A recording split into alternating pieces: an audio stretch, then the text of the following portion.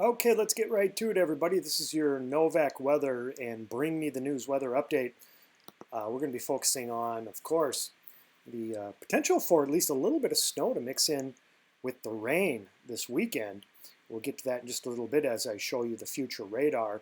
But first off, let's look at satellite loop. This is the visible satellite loop now from NOAA, National Weather Service, and you can see that we've got cloud cover again over the Dakotas. South Dakota's just had a real crummy week. Look at all these thick blanket of stratus clouds over South Dakota. That's dumping some rain down there. Now these clouds are trying to move east into southern Minnesota, but as they do, they're encountering some dry air from the east and northeast.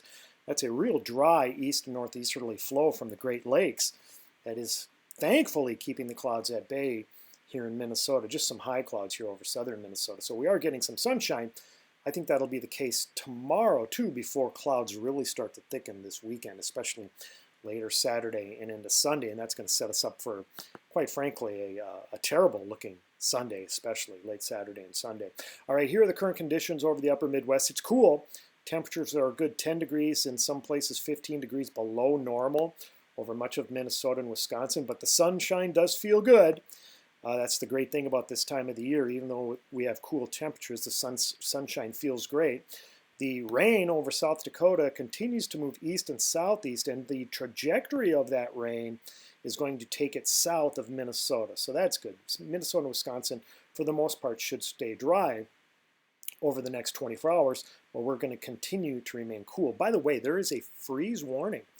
So frost and freeze warnings are out for southern Minnesota and much of Wisconsin as we get into tomorrow morning. And really what it comes down to it, plants, tender vegetation are going to be under the gun here now for the next 5 days. So you should try to keep them inside overnight if you can.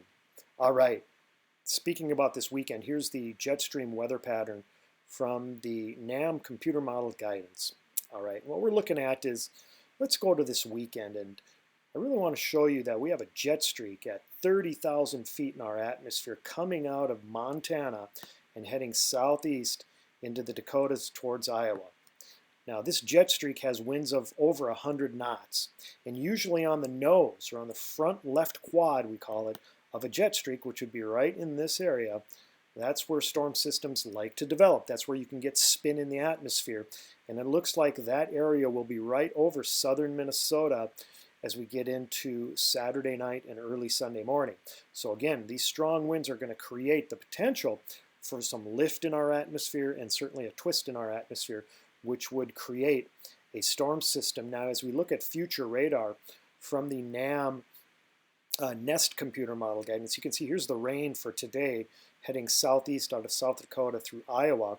We're dry for tomorrow, so that's great news. Dry tomorrow, and then watch what happens as we get into late Friday and early Saturday morning. This is at about 9 a.m. Saturday morning. There likely could be some wet snow falling over northern Red River Valley, North Dakota, Fargo, Grand Forks, Bemidji, Minnesota. These areas likely be receiving at least some flakes in the air by Saturday morning. And then, yeah, certainly, lo and behold, as we go through the day Saturday, this storm system pivots and tracks right down the I-94 corridor towards the Twin Cities metro and towards southern Minnesota and western Wisconsin. For geographic reference, this is where the Twin Cities is located. Okay, so by about Saturday evening, this is at about 7 o'clock Saturday evening, there could easily be some snow mixing in with the rain in the Twin Cities, and that would continue into Saturday night and Sunday morning. And the reason why is because our temperatures in the lowest layers of our atmosphere, this is at about 5,000 feet in our atmosphere, 3,000 to 5,000 feet in our atmosphere, our temperatures will be below 32 degrees, so below 0 degrees Celsius, and that is cold enough to support snow. Again, here's where the Twin Cities metro is located, right here. So we are borderline for temperatures being just cold enough for snow as we get into Saturday evening. So no reason not to expect at least a few flakes in the air, especially as we get into the nighttime hours when the sun goes down. That's when we could, or at least have the best potential to see flakes, even in the Twin Cities metro. Now again, I'm not expecting much, if any, accumulation, maybe just a coating in some areas, and it will melt right away. But still, something fun to talk about as we go into the middle portions of May now. If you're looking for a silver lining, there's a little bit of a silver lining, but not anytime soon.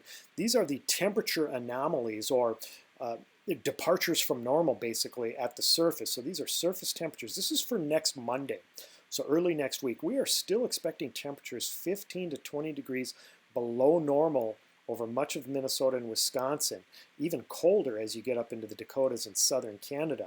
Now finally, as we head into the middle portions of next week, this is Wednesday, still unseasonably cold, temperatures 15 or so degrees below normal.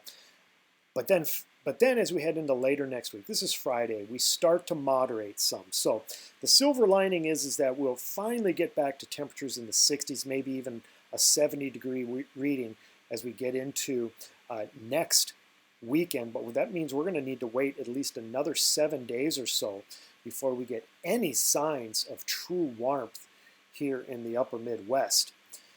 Sorry for the bad news. Have a great weekend, everyone. Bye-bye.